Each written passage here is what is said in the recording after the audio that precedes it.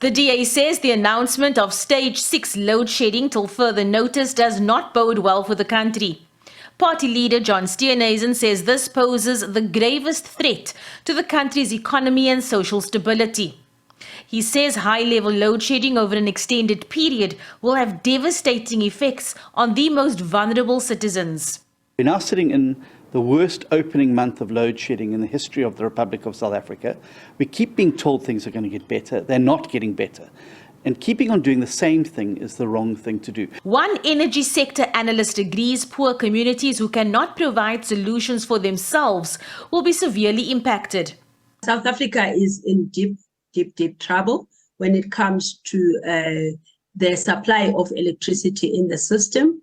We have a very unreliable system that there are lots of breakdowns that happen regularly, and these we don't seem to be in control over. She says while government is now coming to the table with a financial solution, the debt at Eskom dates back years, and this response by government is reactive rather than proactive.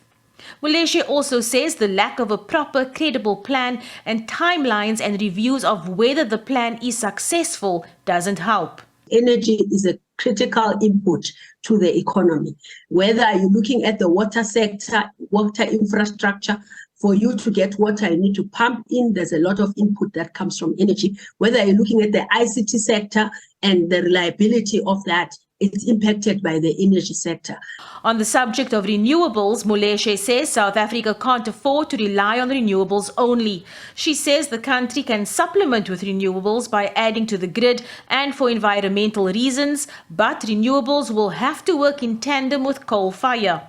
Steenhuisen agrees relying on renewables only in the short term is not possible. We need a base load.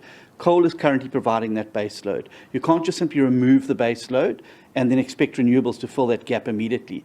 Over the medium to long term, we can start the transition there, and already places like the city of Cape Town are using renewables to plug in and try and top up the grid. But until we've got a sustainable base load, I don't think that is the case. He says he has asked President Ramaphosa for a meeting so that he can tell DA voters what to expect. The president said he did not respond to queries about whether or not a meeting will be scheduled. Abra Babia, SABC News, Parliament.